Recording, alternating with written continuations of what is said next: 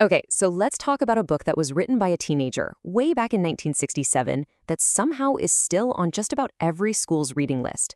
What is it about this story that still feels so incredibly relevant? Well, that's what we're going to break down right now. The timeless power of S.E. Hinton's The Outsiders. All right, so to really get this, you have to picture the scene. The year is 1967.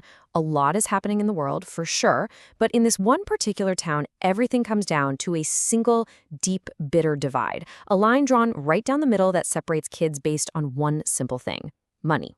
And this split creates two very different groups. On the east side, you've got the greasers. They're known for being poor, for their slicked back hair, and for the fact that they rely on each other like family, because they have to. And then on the west side, you have the Socs. Yep, that's short for socials. They're the ones with the money, the nice cars, and all the power that comes with it. But listen, this isn't just about a few schoolyard arguments. No way. The tension between the greasers and the Socs is basically a powder keg just waiting for a match. And that match is about to be lit. And when things go wrong, they go wrong fast. A late-night confrontation turns ugly, a knife gets pulled, and in a single moment of pure fear, a Soc ends up dead. All of a sudden, the rivalry, the posturing, it's not a game anymore. Our narrator, Ponyboy, and his buddy Johnny, they have to run. Here's the thing, though. This book isn't a crime thriller. The killing is just the catalyst. It's the event that kicks everything off. The real story is about what happens after. It's about these young kids being forced to deal with enormous adult things like guilt and fear and what it means to be responsible. Their childhoods? Gone in an instant. So if we really want to understand why this book has had such incredible staying power, we have to look deeper than just the plot. We've got to dig into the themes that S.E. Hinton packed into this story. This, right here, is the real heart of the book. First and foremost, this is a story about class. Now, it would have been so easy to make the poor greasers the good guys and the rich Socs the bad guys, right? But Hinton is way smarter than that. She makes it incredibly clear that even though their day-to-day problems look totally different, things like loneliness and pain, well, they exist on both sides of the tracks. For the greasers, whose home lives are often pretty rough, the only way to survive is to build their own family.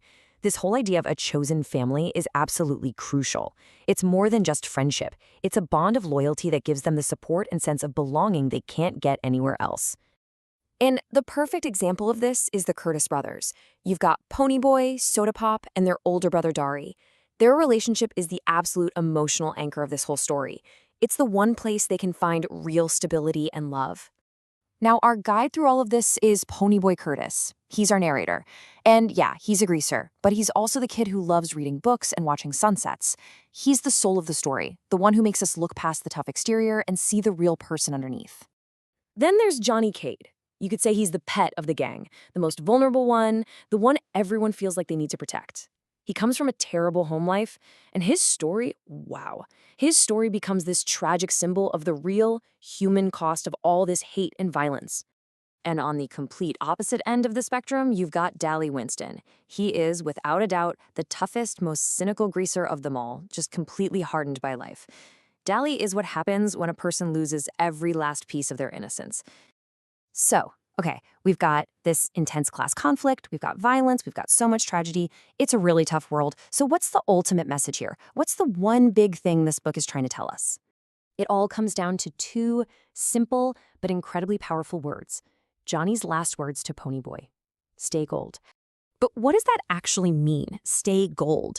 Well, the phrase is actually from a Robert Frost poem that Ponyboy loves, and figuring out what it means is pretty much the key to the entire novel. To stay gold is basically a plea. It's a reminder to hold on to the good parts of yourself, your sensitivity, your ability to see the beauty in things, that core part of you that's still innocent, especially when the world seems determined to beat it out of you. And that right there, that is exactly why this book is timeless. It was never just a story about teenage gangs in the 60s. It's a profound and enduring call for all of us to have a little more empathy. And you know what's truly incredible? This incredibly wise story was published in 1967, and it was written by a 16-year-old girl. S.E. Hinton was literally just observing the cliques and the social divides in her own high school. That raw authenticity is a huge part of its power. And just look at how these themes connect directly to today. The class conflict in the book, that's our modern conversation about social and economic inequality. The greasers' need for brotherhood, that's about the universal importance of finding your tribe. And the whole identity versus labels thing, that's the battle against stereotypes that we're still fighting right now. Ultimately, The Outsiders holds up a mirror.